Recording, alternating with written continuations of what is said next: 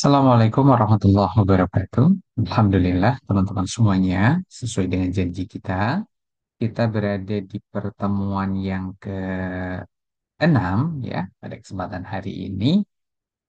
Tapi slide memang masih di pertemuan kuliah ke-5 ya. Nah, ini merupakan lanjutan pertemuan kuliah yang minggu yang lalu terkait dengan evaluasi investasi dan profitabilitas dari sebuah proyek. Yang kita sudah bahas ada dua metode sebelumnya. Mudah-mudahan masih ingat ya. Ada metode apa saja? Coba nanti dibuka ya. Salah satunya benefit cost ratio ya, BCR. Nah, pada pertemuan hari ini ya, kita sudah bahas metode payback period, kemudian benefit cost ratio. Nah, saat ini dalam video ini kita bahas terkait dengan materi net present value ya, net present value. Nah, materi hari ini ya, tentang net present value sebagai awalan ya, pendahuluan. Tingkat kemudahan dari metode ini ya, agak lebih kompleks memang dibandingkan dengan payback period ya, dan satu lagi yaitu BCR ya. Karena membutuhkan perhitungan nilai sekarang, present value, dari seluruh cash inflow dan cash outflow proyek ya. Jadi kompleksitasnya sedang lah ya, karena ada perhitungan diskonto ya, dan perhitungan aliran kas di masa yang akan datang. Pastinya dengan membutuhkan beberapa data, begitu ya. eh, Pertemuan ini tentunya sangat bermanfaat ya untuk mengevaluasi profitabilitas proyek dengan mempertimbangkan di materi kita yang sudah agak lama ya, nilai, uang, dan waktu. Karena kita bahas ada present value dan ada future value ya. Nah, sehingga perhitungan ini dapat memberikan gambaran total keuntungan dalam nilai uang saat ini. Nah, bagaimana cara menghitungnya? Bagaimana cara menghitung NPV ini? Jadi NPV ini memiliki rumus yaitu cash inflow tahun ke T, tahun yang kita harapkan tersebut, kemudian dibagi dengan satu plus R. R itu adalah diskon rate-nya, ya. Dan dipangkatkan dengan T, dikurang dengan investasi awal. Nah, mungkin kalau dengan contoh nanti akan lebih mudah ya. Kita akan lihat. Nah, proyek ini bertujuan, misalnya sebuah contoh nih, untuk mengolah sampah kota menjadi RDF.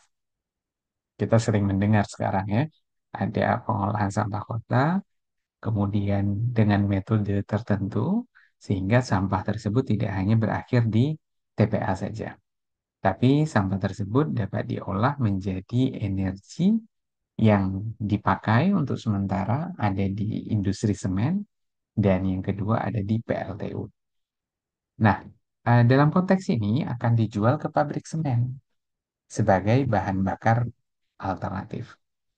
Proyek akan mengurangi volume sampah yang masuk ke TPA. Dan positifnya adalah menyediakan sumber energi terbarukan bagi industri semen yang awalnya pakai batu bara 100%. Nah, saat ini mungkin RDF bisa menyuplai 50%. Penggunaan batu bara tinggal 50%. Nanti mungkin di masa yang akan datang jadi 75%, penggunaan batu bara menjadi 25%. Jadi kalau kita lihat sebagai investasi awal, ya, investasi awal ini sebesar 50 miliar. Ya, 50 miliar. Kemudian biaya operasional dan pemeliharaan tahunan itu diperkirakan sebesar 8 miliar per tahun. Masa operasi adalah 8 tahun. Kemudian tingkat diskonto itu adalah 12% per tahun, gitu. Kemudian produksi RDF tahunan 40.000 ton ya, per 12 bulan. Nanti kita bisa hitung juga per harinya berapa. Tapi karena konsepnya menghitung secara tahunan, maka ini cukup kita gunakan dengan hitungan per tahun. Harga jual RDF ke pabrik semen adalah 500.000 per ton. Wah, tinggi juga ya ternyata ya. Pendapatan tambahan dari penjualan logam yang didaur ulang adalah 1,5 miliar per tahun. Logam ini maksudnya ya, ada sampah kota, tidak semua sampah kota itu bisa dijadikan RDF. Nah, yang memiliki nilai jual yang tinggi adalah logam. Jadi logam ini dikeluarkan dari sampah yang ya, kemudian uh, bisa dijual ke industri pada umumnya ya, industri pengolahan logam. Kita coba coba hitung ya. Yang pertama adalah kita coba hitung total manfaat tahunan, total benefit. Nah, mungkin mirip seperti pada saat kemarin ya, total apa, benefit cost ratio ya. Tapi ini total benefit secara simpel kita bisa hitung dari prediksi RDF yang dihasilkan yaitu 40.000 ton per tahun dikali dengan harga jual dari RDF tersebut. Sehingga bisa ditentukan bahwa ada potensi omset yang didapatkan adalah 20 miliar per tahun. Nah, kemudian pendapatan dari penjualan logam sebesar 1,5 miliar. Jadi total benefit yang diperkirakan akan muncul dari proses RDF ini adalah 20 miliar ditambah dengan 1,5 miliar. Jadi total sebesar 21,5 miliar. Mudah-mudahan sampai di sini dapat diikuti dengan baik ya. Oke, terus kemudian total biaya ya. Biaya itu berarti ada yang keluar gitu. Nah, di dalam soal tadi disebutkan bahwa dari seluruh biaya operasional yang ada, kan ada listnya ya, ini dan seterusnya, ketemu 8 miliar. Nah, secara hitungan kasar kita sudah bisa membayangkan ya, kalau ada pemasukannya 20 miliar, kemudian pengeluaran 8 miliar, nah ini kayak apa nih gitu ya. Nah, kita bisa hitung net cash flow tahunannya adalah net ya, net keuntungannya adalah 21,5 miliar dikurang dengan 8 miliar. Berarti net cash flow-nya ada 13,5 miliar. Ya, 13,5 miliar. Terus kemudian apa yang bisa dilakukan kembali? Kita hitung dengan nilai saat ini ya. Net cash flow tahunan selama 8 tahun dengan tingkat diskonto 12%. Ya. Jadi kita lihat di sini angka-angkanya ya. Net cash flow tahunannya adalah 13,5 miliar. Diskontonya adalah 0,12. Kemudian tahunnya adalah 1 sampai 8. Dan investasi awal ada 50 miliar. Nah, yang pertama kita hitung ya nilai saat ini gitu ya. Jadi diurut ya karena ini nanti akan di sum, di sum ya perjumlahan dari tahun ke tahun sehingga ketemulah ya tingkat diskonto yang ada gitu ya sesuai dengan tahunnya karena ada pangkat tahun di sini gitu ya. Kemudian PV present value saat ini. Ya.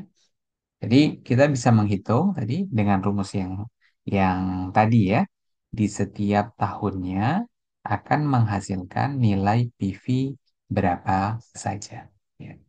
Jadi kalau dihitung 12,053 tambah 10, 759, 9,607, 8,580. Ya, dia akan semakin turun ya, semakin turun karena pengaruh dari investasi. Sehingga total PV, present value yang ada, itu sebesar 67 miliar. Nah, kalau kita hitung NPV dari proyek ini, yaitu total PV, present value saat ini dikurang dengan investasi awal. Berarti kita punya ya, NPV, net present value-nya sebesar 17 miliar. Nah, karena positif, proyek waste to energy yang menghasilkan RDF layak untuk dilaksanakan. NPV sebesar 17 miliar menunjukkan bahwa proyek ini akan memberikan keuntungan total sebesar 17 miliar setelah mempertimbangkan investasi awal dan semua biaya operasional selama 8 tahun. Jadi, kesimpulannya dia profitable. Jadi kita bisa menggunakan contoh kasus ini dianggap layak untuk dilanjutkan. Baik, itu materi pada kesempatan video kali ini. Kita akan lanjutkan pembahasan berikutnya di video berikutnya. Terima kasih atas perhatiannya. Warahmatullahi wabarakatuh.